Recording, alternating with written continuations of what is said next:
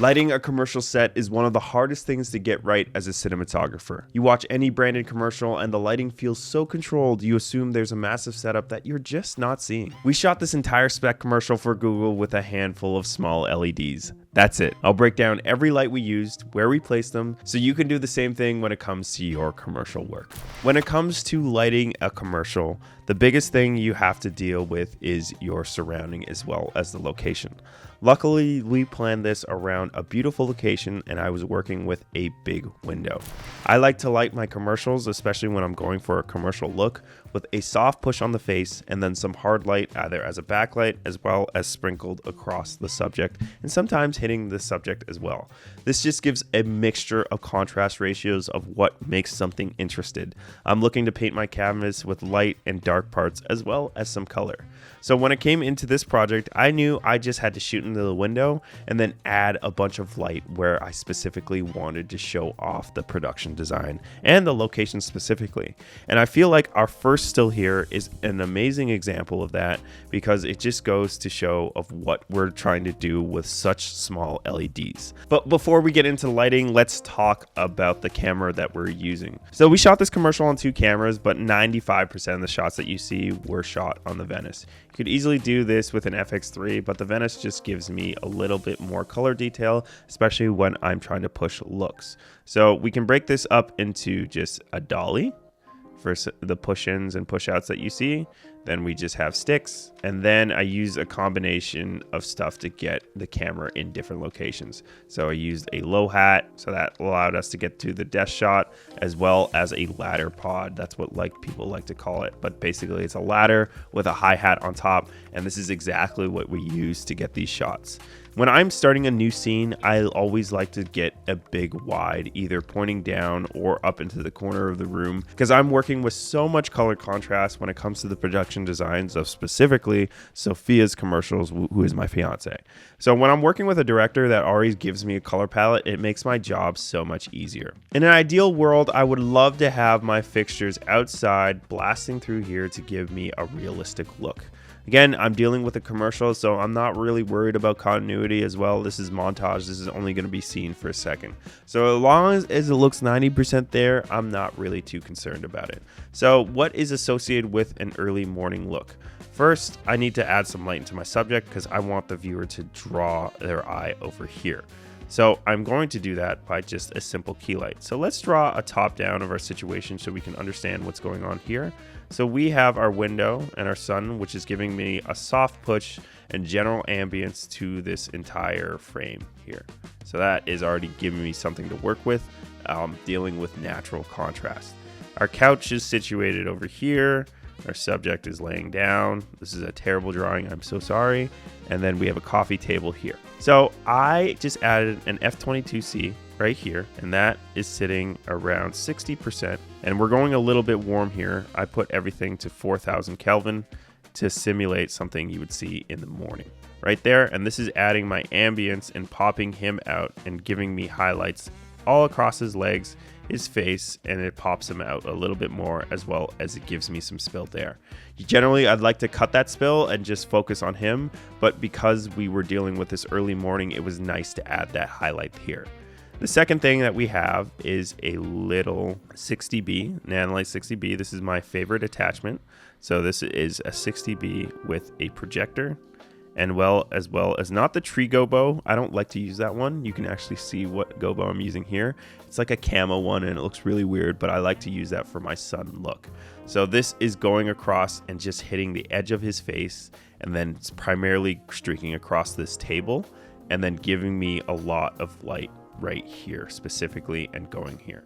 So I asked the color specifically in the session to pop these areas more so it felt more sun-kissed, because I know I didn't have a lot of high powered fixtures. So that's just all that I'm dealing with there. And then I wanted to add a little bit of highlight to the rest of what's going on here. So we added one of those little Godox lights just over here shooting into those plants. And then I also added another one over here to add me in more character what's going on this table. So it looks like the sun is coming from the general one place, but actuality, it's just coming from the right here, which is not realistic, but it helps. And then what sells this even more when it comes to painting your canvas with light and dark parts is that we have this little rock lamp here. I didn't add a B7C. We have these paper lamps. Generally, the lights inside are going to be fine enough. And then the diffusion paper from these lamps is just so soft, so you generally don't have to add B7Cs. But what we did add is we added 2 MCs, and we just placed them on the ground. As you can see, some hot spots there, and it added a fire flicker effect. It's not as intense of what you would see as a real fire because it'd be roaring in there just due to the oxygen and everything, but this just gave us enough so it looked like there's a source of light for coming from there. So this is how I like to approach my wides. And if we talk about focal length here, I am shooting this again on that ladder. I'm at 18 millimeter. And then because this is a wide shot and I was looking for a little bit more everything in focus, I'm shooting at T2.8, and I shot everything on this commercial at that because I didn't want to get too dreamlike because the director wasn't necessarily looking for that. Okay, let's move on to our tight shot here, and as my work has progressed, I'm starting to experiment with light movement specifically. I feel like a lot of the commercials that are really dramatic, and when it comes to these inserts, is there's a light moving. If you think about the tools that you have available as a cinematographer, think about dimensions. I have my camera movement that could be either moving, it could be static. And also I have my light movement, which could be moving and could be static as well. So I like to do this for inserts specifically, and I want to just have a passage of time as this light is rotating around here. So we were going for a deep contrast look where you have these long shadows and it is very dramatic, and this is something that we did intentionally. And then I'm just using one of those small Godox lights positioned off to the side, and it has a Fresnel on it. And what my gaffer is doing is just rotating at a bunch of different speeds. And that's it. We turned off all the lights that were like splashing onto this and giving it ambience because I wanted that deep contrast look, especially when the light was off of it, to make it more dramatic, as well as just that passage of time from day to night. Whatever that your brain thinks of when you see a shot like this. It just added a little bit more dimension and a really nice character to the insert part of the commercial specifically. And this is a better idea of what that room looked like, as well as the windows that we were playing with. So it looks like there's a sun there, but in actuality, we added this in post. So if this was realistic, that sun would be beaming through and this would be flaring my camera and look really interesting and give me something that's really dramatic. But we're not necessarily going for that, and that's something that we added in post. So talking to the director in this scene, I generally like to see what they want to feel. And she wanted a genuine interaction of him in between, actually, with his passion with these plants and what he's trying to do. I guess he's really trying to get inspired here. So this is kind of the look and feel that we're going for. We shot this handheld because it was an intimate kind of moment, and I shot this on the 18 millimeter as well. We're really pushing this lens and wanted to shoot as many things as we could with it, and I wanted to showcase it, not necessarily for wides, but also these in-between moments where we can get close and actually feel something. So again, we were going for something that is high contrast here and was just a shot to have, and we're specifically going for this look. I would love to put a bunch of lights outside, but logistically that would have been a nightmare because I would need mambo combos and shoot the sun down into the sun, and then the atmosphere in the background wouldn't really match because I would need sun going across these Arles trees. So I don't have that. So what can I do? Is I can just add light to my subject and make this a little bit more dramatic. So we just did this with 2 lights. We're sandwiching him between them, and luckily we had this B7C that was just on a little battery. We didn't have this plugged in because we didn't want any of the ugly cords showing, and this is set to 2700 Kelvin. I always like to do that with my DB7Cs. I'll have something a little bit orange. And then on the side, we have one of those Godox lights just hitting his back. So if I just draw this here, and generally all day these Godox lights were running at 100%, and this is at 4000 Kelvin because to simulate something like sunset. And then on this side specifically, we have the 60B, which adds a little bit more texture with that projector. Because we're dealing with a projector, I only have this at 40% because I don't need a lot of power. And then we're matching those color temperatures at 4000 Kelvin. And then you can see that little texture, the different shadows and everything happening here. And then on the back here, you can see how it's only really the light and not necessarily a lot of texture, and then you have that split right in between and the deep contrast on his face. So that's really only thing that's really going on here, sandwiching with that light, and then you can see those kind of faint light streaks going across here. So something very subtle, but something that just pops him a little bit more and separates him from the background a little bit. As we go in for the 2-shot for this, where I just moved in, handheld again, we want that handheld feel. This is one of my favorite shots of the piece, but I made a major mistake when it comes to motivating my light sources. So subjectively, when we look at this, we are looking at something that is very beautiful because we have multiple layers of contrast. We have that deep contrast in his shadow side of his face, and then we have a nice edge that pops him out very lovely, highlights his hair, everything that's going on here, separates him from the background. And then we have this soft push coming from this window, gives us a beautiful contrast ratio into the deep contrast of his face. This is a little bit more moody. And then with the 60B, this is the same lighting setup that we have before. We have this texture and everything that's going on, and not hitting his face, but just the edge of his clothes, as well as the hand, as well as a little bit of the flower. And this is what a lot of DPs do. They'll go soft on the face and they'll do hard light on the subject's body, because hard light doesn't translate a lot of the times to the face well. The mistake that I did here is this flare and where it's coming from. I love this flare and where it is and what it's doing, but if you think about it, of where the window is and where the light is coming from, that doesn't make sense. You can see the edge of the light here, right here, and that doesn't make sense that the light would be coming from there. It should be coming from the window, so a light peeking through there. Again, didn't have the resources to do that, but another idea is just have that light source over here and doing the same thing. If we look at the positioning of everything that's going on, there's his desk that he's standing at, and then I'm like angled off right here. And then we have that light flaring right here because we're going to need to basically see that edge of the light. It's doing everything that we need when it comes to an edge light, but I feel like the flare should have been on the other side because of that window. But logistically, I wouldn't be able to do that because I would have to put the light basically over here or right here. But then we're dealing outside. I got to punch through the window. I need something a little bit more powerful. I could have done that with the 600 that we had, but that would have been a whole move and we would have been running out of time. So something to look back at your work and critique it a little bit.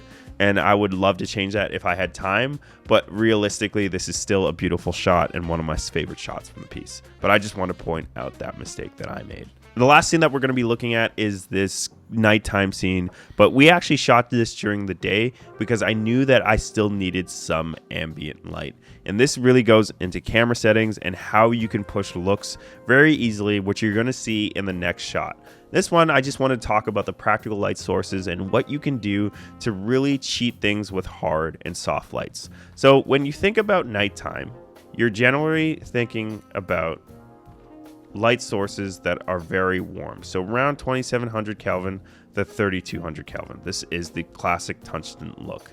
And that is really easily associated that it's nighttime. The lights are on, lamps are on, and stuff like that, generally lit by practicals. So my first step was how we can add some practicals, and then our production designer as well, Sophia, sourced a bunch of things and lamps that we could use. And I just stuck a small little tube light on here, and this is already giving me some pocket of light as well as some detail back onto here. But we didn't really have any other lamp sources, so how do you really add that to look like lamps are in your scene? So we had to generally have some push of some light that was coming in here. So if we draw a top down of this, our guy is sitting at his desk here. I had an Amaran F22C almost like boomed over at a 45-degree angle, and this is just giving me some general levels on him, and you can see that between the contrast ratio over here to over here. It's really dark and falls off to darkness, and that's what I wanted to do. So if we kind of draw the blue of the contrast and falling off, and then you can see that on generally every side of this image. So I'm not using any black material. I didn't need anything like that. I just wanted to establish where my shadow side was going to be on my frame. If you look across this, we're going from light to dark. So that was with my F22, but I wanted, and so Sophia specifically said during this, I remember that, she's like, can we add some just like light coming through here so we can show off what's in these vials as well as get some streaks going? And then I'm like, oh, as a cinematographer, I feel like that was going to be looking like sun, but I get exactly what we're trying to do because we're trying to emulate what a natural light bulb would do. So we just added one of those MS60Rs right here, and that is giving me my directional light right here. It looks like a hotspot going through here, diffusing so much and giving me a highlight on the book that's going on right here. So this exactly looks like if there's a lamp there. So I'm always motivating my sources from one side so I can get a light and dark. And then add some sandwich with a highlight and some practical, because if this wasn't here, it would just feel like there's just a one light and you want to add as many lights as possible. That's why I like to approach commercials, especially like this, of adding those highlights with all the small lights I have in my kit, rather than just, oh, I only have 2 big lights and I'm kind of screwed, because you only can hit maybe big outdoor looks with that. These small lights you can get away with a lot, and usually DPs are doing this. So here's how you can hit nighttime looking shots during the day when you have some ambient light spilling in. This is the classic orange and teal look where I have him lit by a source that feels very warm. In this case, we're just using that Amaranth, and this is set at 3200 Kelvin. And this had to be at a higher percent. I think it was at around 80% because of the amount of ND that I had into my camera. So let's talk about our camera settings here. So again, I'm shooting on the Venice, and at this point I wanted to be watching.